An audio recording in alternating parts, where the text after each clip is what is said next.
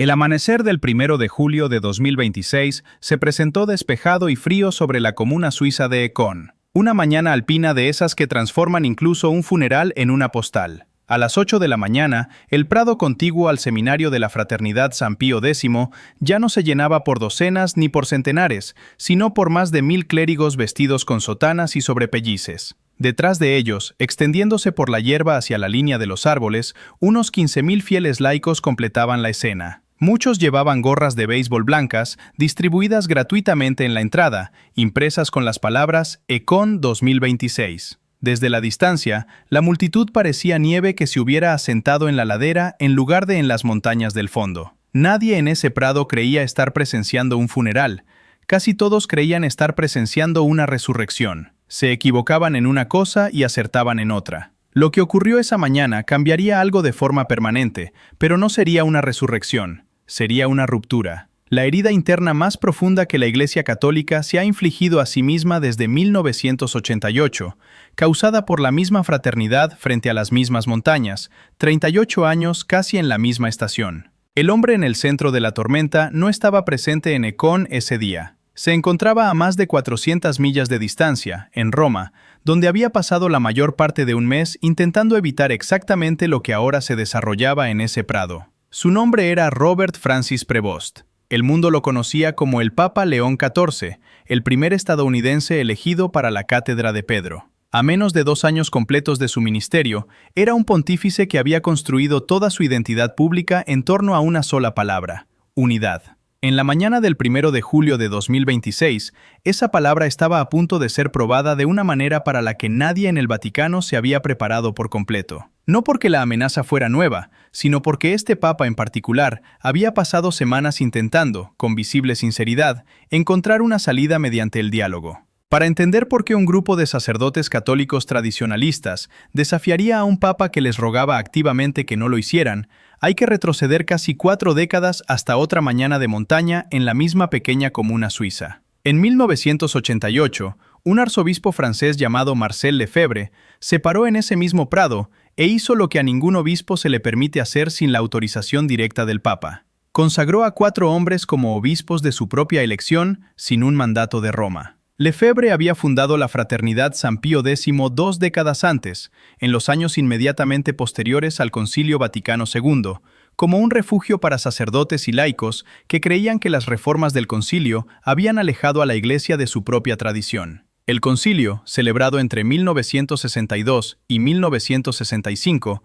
había reorientado enormes porciones de la vida católica ordinaria. La misa ahora se permitía en el idioma de la congregación, en lugar de exclusivamente en latín.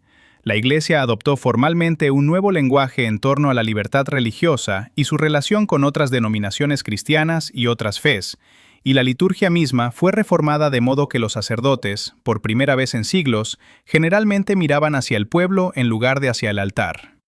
Para los obispos y teólogos que redactaron esos cambios, se trataba de una apertura pastoral, una modernización destinada a llevar el Evangelio al contacto directo y comprensible con el mundo moderno. Para Lefebvre y los hombres que lo seguían, parecía algo más cercano a una ruptura. Un abandono silencioso vestido de renovación de las mismas formas que habían transportado la fe durante 19 siglos. Para los seguidores de Lefebvre, la antigua liturgia en latín celebrada con el sacerdote de frente al altar no era nostalgia. Era el último hilo ininterrumpido que los conectaba con la Iglesia que sus abuelos habían conocido. Cuando Roma les dijo que sus obispos no podían ser consagrados sin el consentimiento papal, los consagraron de todos modos. La pena automática bajo el derecho canónico para ese acto es la excomunión en el instante en que se completa el rito. Sin necesidad de juicio, sin necesidad de decreto, la ley hace el trabajo por sí misma. Lefebvre y su obispo coconsagrante fueron excomulgados en cuestión de horas. Murió en 1991, sin haberse reconciliado formalmente con Roma, un fundador que dejó el movimiento que construyó permanentemente fuera de la institución que, insistió hasta su último aliento, solo había intentado salvar. Para la Iglesia, ese día fue una herida que nunca se cerró del todo, pero también se convirtió en algo casi sagrado dentro de la propia Fraternidad San Pío X. Una prueba para los propios miembros de la sociedad de que la fidelidad a los viejos caminos valía la pena el precio institucional más alto que la Iglesia podía imponer. 3 papas sucesivos intentaron de 3 maneras diferentes cerrar esa herida. Juan Pablo II creó una comisión, la Comisión Ecclesia Dei, específicamente para construir un puente de regreso hacia las comunidades tradicionalistas. Benedicto XVI, un papa con una genuina simpatía personal por la antigua liturgia, fue más allá que cualquiera de sus predecesores cuando en 2009 levantó las excomuniones de los 4 obispos que Lefebvre había consagrado en 1988, un gesto de extraordinaria reconciliación que, sin embargo, dejó el estatus canónico de la fraternidad sin resolver. Perdonados, pero aún no completamente en casa. Francisco, cuyas prioridades se encontraban en otra parte, aún así extendió una misericordia práctica real. Durante el Jubileo de la Misericordia en 2016, declaró que las confesiones escuchadas por los sacerdotes de la fraternidad eran válidas y lícitas para los fieles que las buscaran, y más tarde hizo permanente esa disposición. 4 pontificados, 4 estrategias diferentes, y aún así, en el verano de 2026, la pregunta fundamental que se había abierto en ese prado en 1988 permanecía exactamente donde Lefebvre la había dejado. ¿Estaba la fraternidad San Pío X dentro de la Iglesia Católica o fuera de ella, o suspendida en una especie de penumbra canónica que nadie podía nombrar del todo? En esa penumbra no resuelta entró el Papa León XIV. Él sabía desde sus primeras semanas en el cargo que la fraternidad estaba planeando algo para el verano de 2026. Nuevas consagraciones episcopales, otra vez sin mandato papal, otra vez en Ecón, amenazando nuevamente con reabrir la misma herida que sus 3 predecesores habían pasado décadas intentando curar. La primera advertencia formal llegó meses antes de la ceremonia misma. El 13 de mayo, el cardenal Víctor Manuel Fernández, en nombre de la Oficina Doctrinal del Vaticano, emitió una declaración haciendo explícitos los términos del conflicto. Las consagraciones planificadas, escribió, constituirían un acto cismático, y la adhesión formal a ese cisma contaría como una ofensa grave contra Dios, conllevando la excomunión ya establecida bajo la ley de la Iglesia. En efecto, estaba leyendo a la fraternidad sus derechos y sus riesgos unas 7 semanas completas antes de que nadie caminara por ese prado. La fraternidad respondió al día siguiente.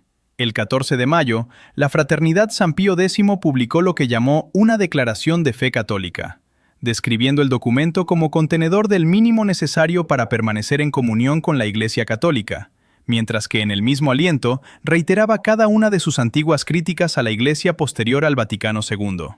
Era menos una concesión que una reafirmación exacta de la posición que había producido el estancamiento en primer lugar, vestida con el lenguaje de la comunión.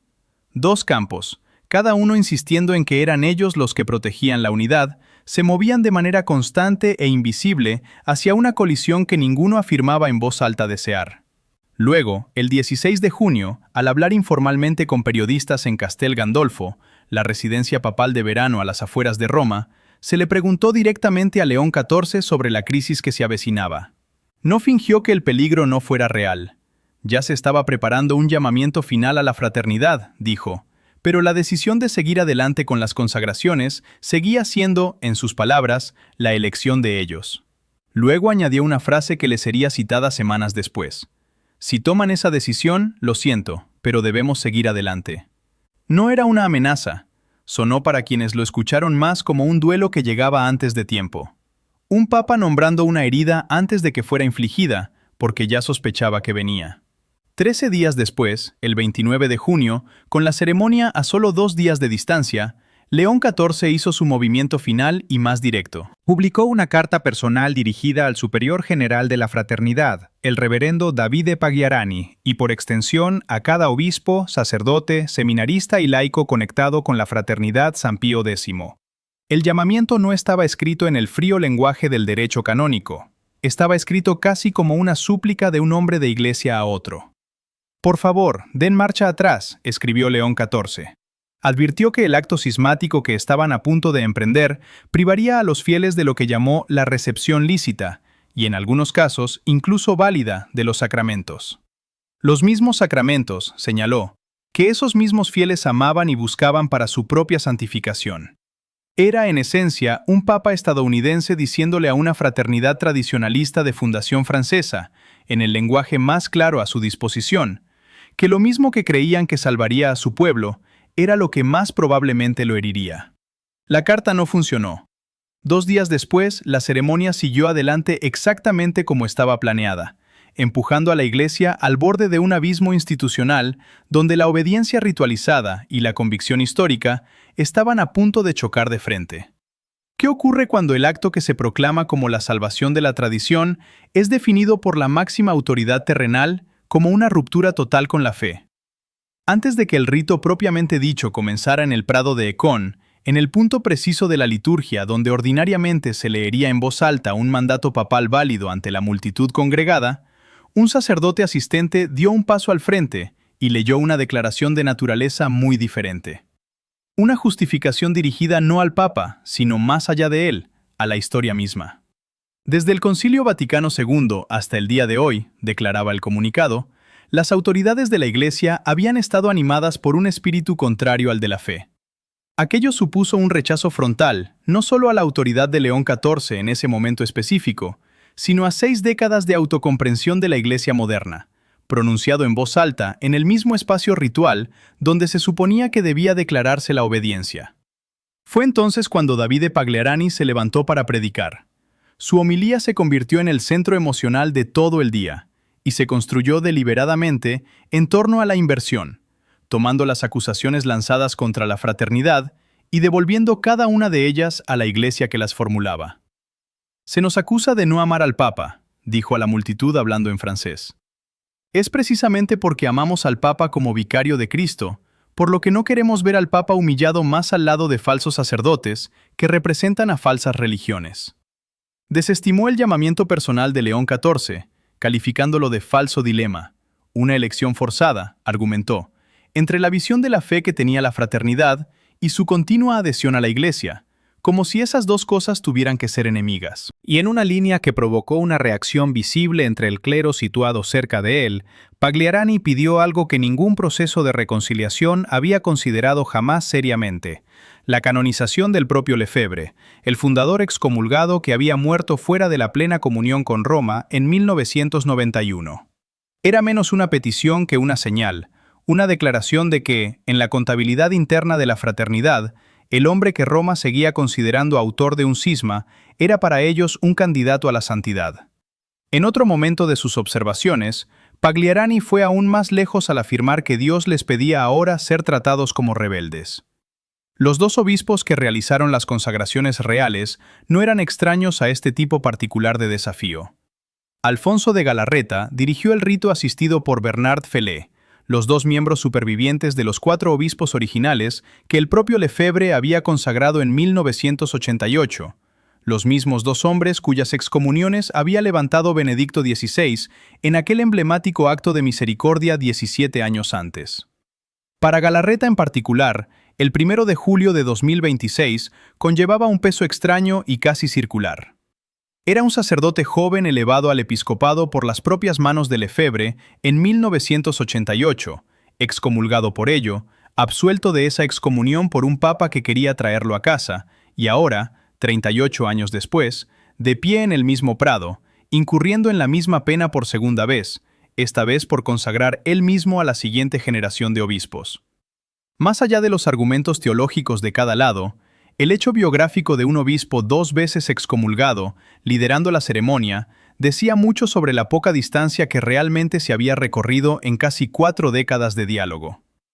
Los 4 sacerdotes elevados al episcopado esa mañana eran Michael Goldade, un estadounidense que servía en St. Mary's, Kansas, Marc Hanacria y Michel Poincenet de Civry, ambos franceses, y el suizo Pascal Schreiber. Las fotografías de la ceremonia muestran al obispo Goldade besando el anillo del obispo Galarreta inmediatamente después, un viejo gesto de reverencia y sumisión realizado en la misma hora en que la posición de ambos hombres dentro de la Iglesia Católica, según Roma, acababa de ser cortada. Al concluir el rito, se leyó una declaración a la multitud afirmando que cualquier castigo o sanción presentada contra ellos por Roma carecería, según la propia visión de la fraternidad, de validez alguna. Se trataba de un rechazo preventivo a la consecuencia misma que el derecho canónico ya estaba empezando a imponer de forma automática en ese instante. El secretario general del grupo, Foucault-Leroux, intentó explicar el razonamiento detrás de toda la empresa a los reporteros reunidos en el lugar, argumentando que desde las reformas del Concilio Vaticano II, la autoridad que más importaba para la supervivencia de la fraternidad no era el Papa sentado en Roma en un año determinado, sino la línea ininterrumpida del antiguo rito mismo, y esa línea requería sus propios obispos para garantizar que sobreviviría a cualquier pontificado individual. Sin embargo, no todas las voces dentro de la multitud compartían esa certeza. Michel Rion, el sacerdote que organizó los eventos del día en Econ, fue interrogado después sobre los fieles que habían viajado desde toda Europa. Todos los feligreses que están aquí están seguros de estar en la iglesia y de ser hijos del Papa en su corazón, y por eso están tan tristes, dijo, añadiendo que creía que la mayoría entendía que los sacramentos recibidos ese día seguían siendo válidos y lícitos. Esta afirmación se encontraba en directa tensión con la nota que el propio Vaticano había emitido esa misma mañana, una discrepancia absoluta que sería puesta a prueba de forma implacable antes de transcurrir 24 horas. Al día siguiente, el 2 de julio, Roma respondió, y lo hizo con una dureza superior a la que casi cualquiera en aquel prado de Econ había anticipado. La Oficina Doctrinal del Vaticano emitió un decreto que fue mucho más allá de las sanciones mínimas que el derecho canónico exigía técnicamente. El castigo no se limitó a los 6 obispos directamente implicados en la consagración, es decir, los 4 hombres recién ordenados, más Galarreta y Felay, que habían oficiado el rito. El decreto se extendió para declarar que todos los sacerdotes de la fraternidad y todos los fieles laicos que mostraran lo que el documento denominaba una adhesión formal al acto, se encontraban ahora en situación de cisma y quedaban, por tanto, sujetos también a la excomunión.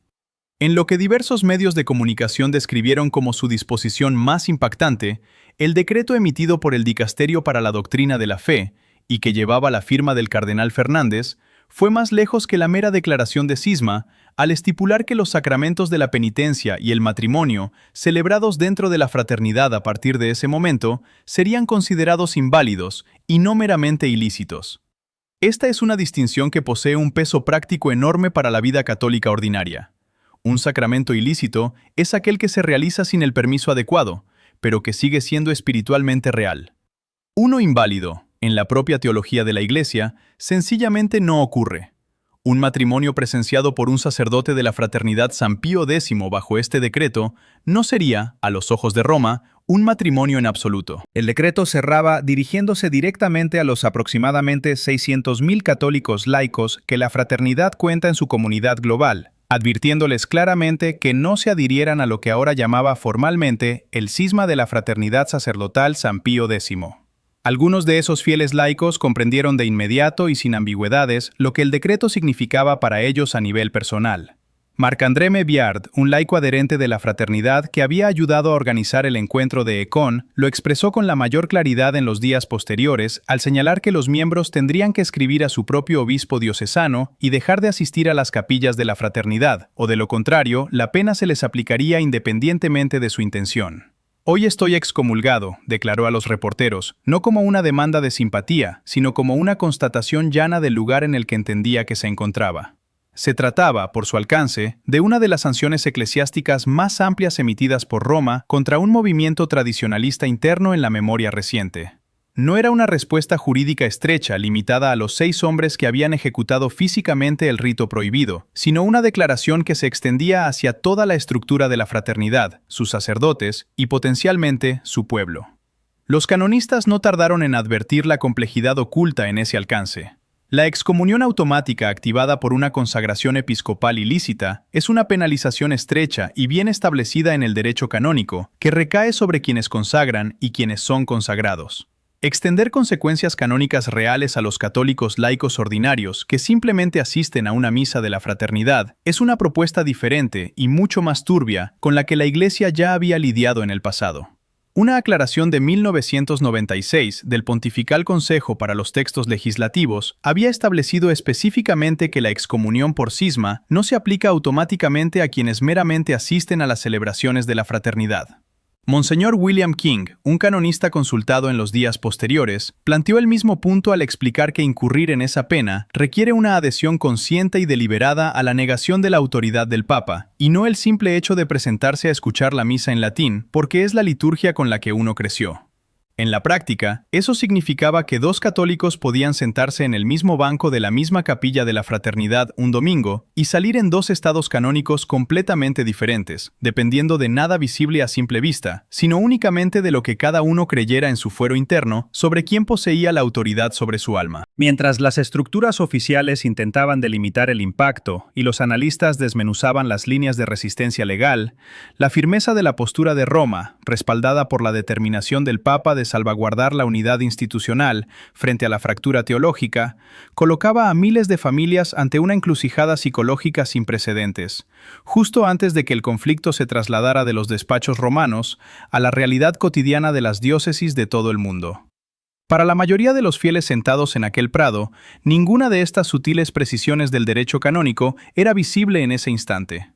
Lo que experimentaron fue algo mucho más simple: campanas, incienso flotando sobre la hierba, y ese silencio particular que se apodera de una gran multitud justo antes de que un obispo imponga las manos sobre la cabeza de un sacerdote arrodillado. Las montañas que rodeaban Ecón no cambiaron. La luz que se desplazaba sobre ellas aquella mañana era la misma luz que se había movido en 1988 y en cada julio ordinario anterior y posterior.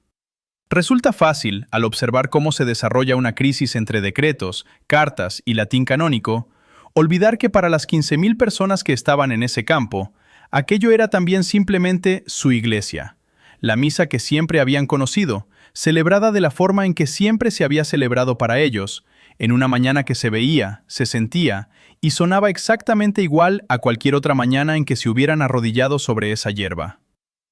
La reacción dentro de las propias filas de la fraternidad fue, según múltiples testimonios, sorprendentemente imperturbable. Los comentaristas católicos recurrieron de inmediato a la comparación histórica obvia, describiendo las consagraciones del 1 de julio como un renovado acto de cisma que reflejaba directamente lo ocurrido en 1988, y señalando con precisión que la misma disposición canónica aplicada entonces era la que ahora se aplicaba a estos 6 hombres. Sin embargo, dentro de las comunidades de la Fraternidad San Pío X, esa comparación pareció producir algo más cercano a un encogimiento de hombros que a una crisis de conciencia. Empezaron a circular chistes casi de inmediato, frases que hablaban de celebrar como si fuera 1988 o de copiar y pegar lo ocurrido aquel año. Una especie de humor negro que sugería que muchos dentro de la fraternidad no experimentaban las nuevas excomuniones como una amenaza espiritual real, sino como un coste familiar y casi esperado por hacer lo que creían que debían hacer. Si la intención de Roma con su decreto era sacudir a la fraternidad para forzar una reconsideración, las primeras evidencias sugirieron lo contrario. Las décadas de memoria institucional ya habían enseñado a estas comunidades cómo absorber precisamente este tipo de penalización y seguir adelante.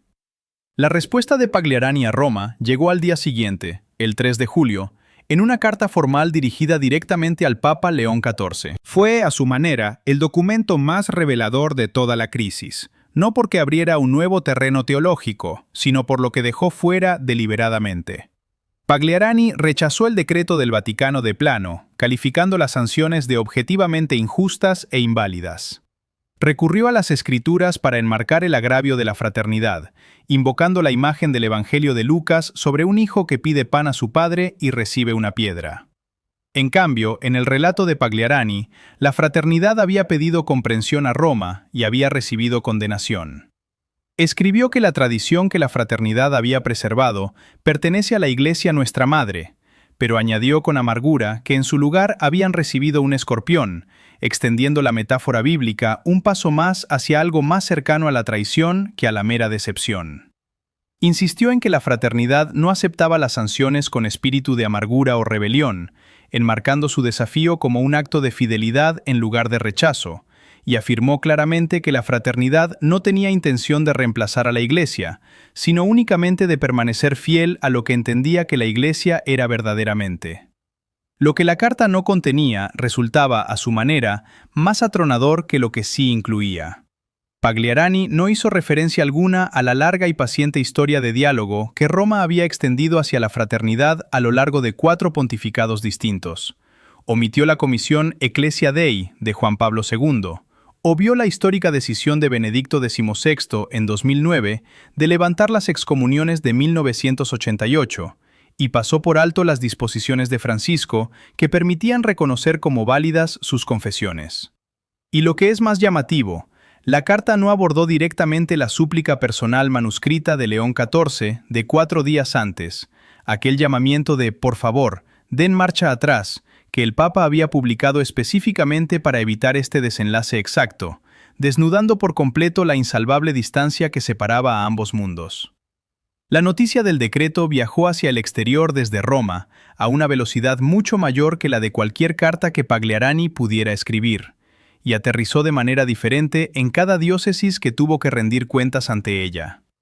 En los Estados Unidos, donde la fraternidad mantiene su sede en Missouri y capillas distribuidas en docenas de territorios eclesiásticos, varios obispos emitieron declaraciones a las pocas horas, y el tono en casi todos ellos reflejó menos ira que dolor.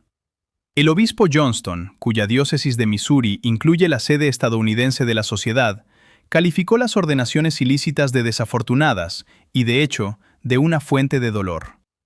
En Wisconsin, el obispo Haing enmarcó el momento contra el largo telón de fondo de una reconciliación fallida, señalando que la Iglesia había estado en un diálogo paciente con el liderazgo de la fraternidad durante años, con la esperanza de que regresara a la plena comunión. La archidiócesis de Saint Paul y Minneapolis, cuyo arzobispo había liderado esa iglesia local durante una década, emitió su propia declaración el mismo día, reconociendo que las excomuniones afectarían directamente a los católicos de su propia archidiócesis que adoran con la sociedad.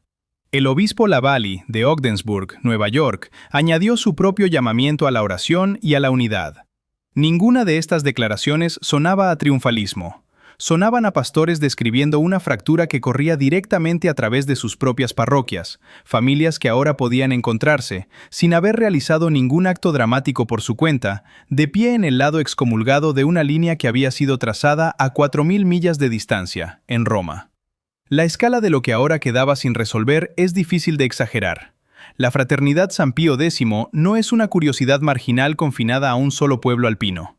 Según su propio recuento, cuenta con aproximadamente 1.500 miembros entre sacerdotes, seminaristas, hermanos, oblatos y hermanas religiosas repartidos en 77 países.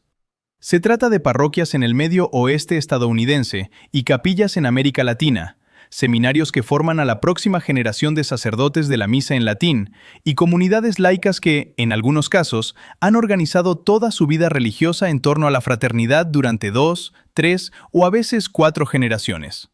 Cada una de esas comunidades se asienta ahora dentro de una pregunta canónica que el propio decreto del Vaticano dejó solo parcialmente respondida. ¿Está el sacerdote de su capilla local formalmente en cisma? ¿Es asistir a su misa un acto de adhesión formal que podría costarles la comunión con Roma? ¿O es, como sugirieron canonistas como Monseñor King, algo menos que eso, un acto de hábito, una devoción heredada, en lugar de una rebelión consciente? El decreto de Roma trazó una línea, pero no lo hizo con la precisión con la que un feligrés ordinario en Kansas, Buenos Aires o Manila pudiera ubicarse fácilmente. Incluso dentro de la Iglesia, no todas las voces coincidieron en los días posteriores al 2 de julio sobre hasta qué punto debía leerse el lenguaje del decreto.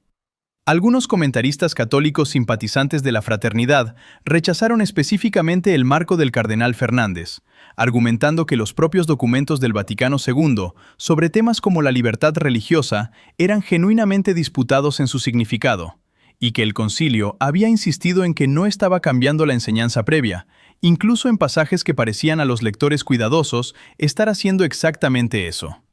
Otros fueron más contundentes, argumentando que una vez que un papa ha declarado formalmente cismático a un grupo, los católicos ordinarios no tienen derecho a actuar como teólogos de sillón y abogados canónicos cuestionando una decisión que pertenece, en la eclesiología católica, únicamente a la cátedra de Pedro. Ese desacuerdo sobre cuánto espacio interpretativo retienen los católicos individuales una vez que Roma ha hablado definitivamente era, a su manera, un eco más pequeño de la disputa exacta en el centro de todo el cisma.